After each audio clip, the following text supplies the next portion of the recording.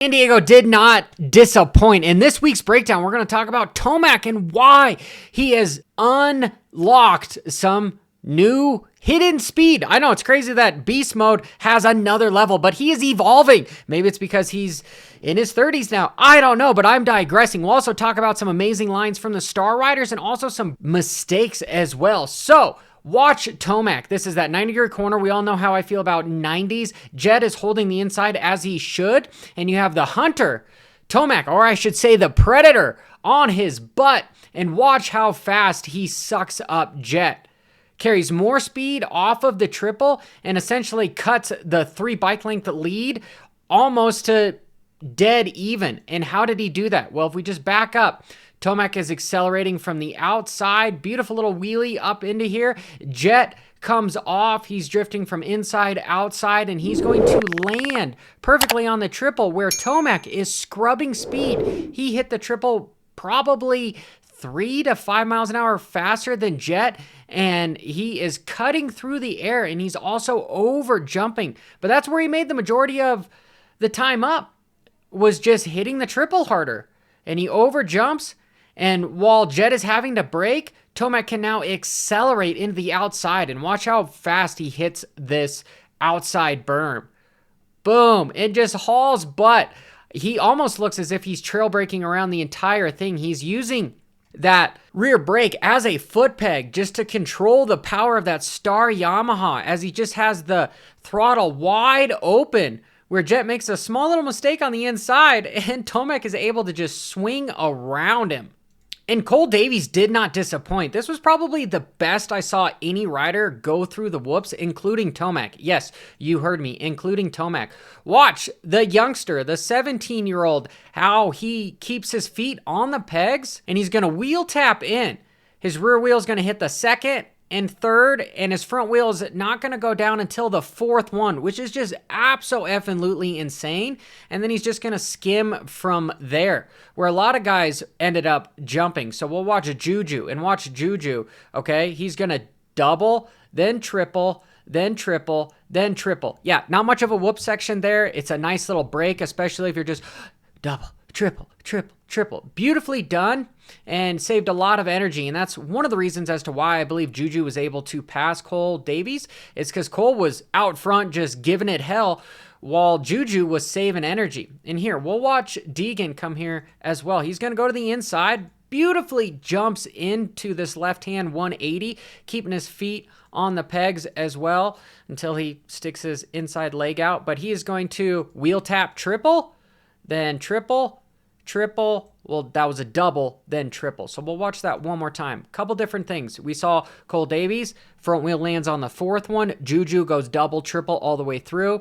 And now you have Deegan. He is going to wheel tap triple. Then he's got a double in here. Triple, double, then triple out. A little bit of a different scenario, but all very fast. And then when the track was chewed up, we have Eli Tomac getting around or on the inside of Malcolm, who is a whoop monster, by the way. If you can go faster than Jason Anderson and Malcolm Stewart in the whoops, dude, you're doing something right. So he's going to jump to the outside, and he's just going to accelerate, stand up. So a lot of riders ended up going to the inside because of how rough and rutted. And I wish I was there to show everybody that there's a lot of choppiness here from braking and accelerating. So for him, look at that attack position that he is in. He is just accelerating on the outside.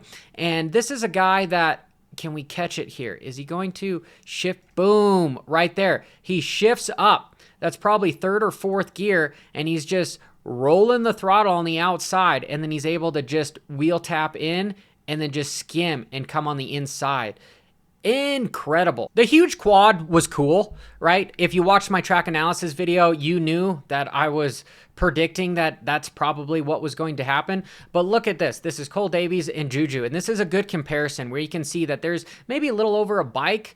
We'll just call it even Stevens with just one bike length there. And I really like how Juju was able to just double and triple and double into the corner. And now you can see Cole made 2 bike lengths on him right there. Yes, the quad was faster, but it was harder to hit. It was more difficult to hit consistently, especially in traffic. And I really like the maturity of Juju by just going, you know what? The quad, it's scary, and I want to be able to attack the track. So he decides to just go double, triple, double. And who ended up winning the race? Sometimes it's not the fastest guy that ends up winning the race. It's the guy that keeps it on two wheels and can push the hardest and just put it all together. That's kind of the reason why Cooper Webb has been able to win so many races. And that's not a knock against him. That's a compliment and should be taken as a compliment. Small segue. I know if you're enjoying this content, you'll enjoy Coach Rob podcast, where he drops 3 shows a month. One is a spotlight show. The next one is a vet show. And the third one is navigating amateur motocross, which all of these will have new information based on your experience for the sport of motocross. So go check out CoachRobPodcast.com. And so here is Deegan, and we're going to see him get around a lapper, and he's also going to grab that rear brake and go from the inside to the outside. So let's watch that one more time. So here he goes, sits down, seat bounce, triples out, lands beautifully, comes to accelerate off. Watch him pull in that clutch. Boom. Taps that rear brake. Rear wheel is stopped. Let's go the clutch. Boom. On the outside, lands. Beautifully done. And what happened to Marchbanks and some of the AEO riders was, here's that same section. Double, then should be a triple, but man, Marchbanks ends up over jumping it. And that motorcycle, was he sitting down when he came off of it? Nope, he was standing up. But there's a small little G out there. And it might be that this guy is in too low of a gear, or he's just at the extended of the RPM range of whatever gear he's in. Could be second, could be third. I would say it might, more than likely, I want to say second. And so that motorcycle, once it doesn't have any more, I would say, just bottom end torque to it, that motorcycle starts to nosedive on you. And that's what it looks like it did, because he did over jump this. Boom, and he lands face first into the next lip, and then takes a mouthful on the chin. And because he wasn't able to recover from, just getting his shit tossed, well, that's when the bike loses control. And we've seen a couple of the G outs here, even with some riders end up endoing out, which all guys seem to be ending up being okay. As far as injury updates, I'll have that more in this week's news channel. But wow, such a bummer. These guys are just riding the ragged edge, and that is just something that ends up happening. Here is Deegan. I love standing on the pegs right here to this step on, step off. And if you notice how much these guys are lifting that front wheel on these tabletops with no lips, okay? And they're pushing down with their ankles.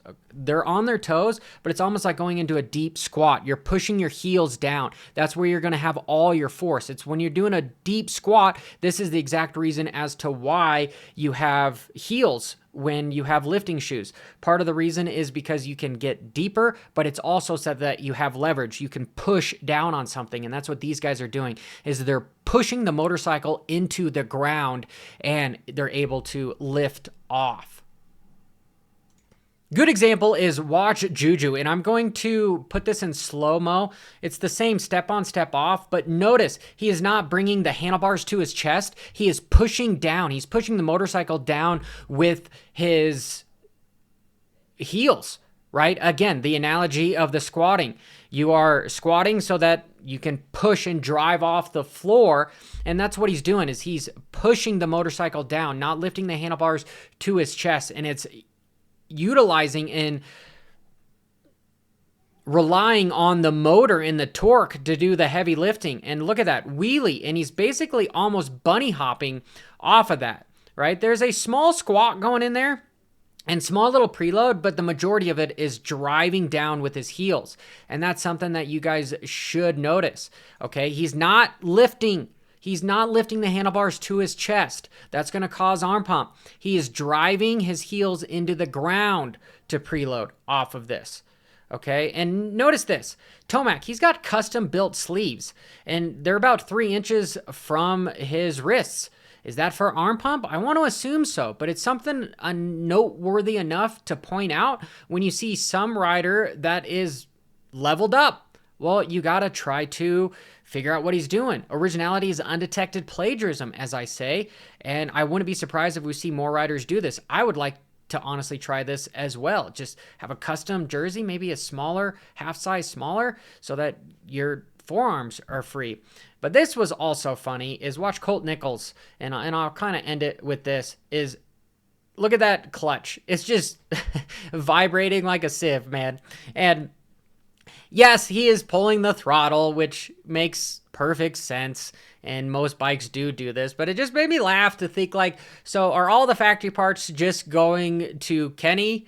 You know, and yeah, you have the number one rider on the team, but when I was watching this, it just made me giggle. I just couldn't help but just throw out one of those annoying laughs. The people that were with me were like, what's going on? I'm like, oh, look at this. It's vibrating, right? So anyway, till next time, this is Johnny Hopper. Make sure you hit that subscribe button and notification icon. And as always, keep it WFO. Bra-da-da-da-da-da.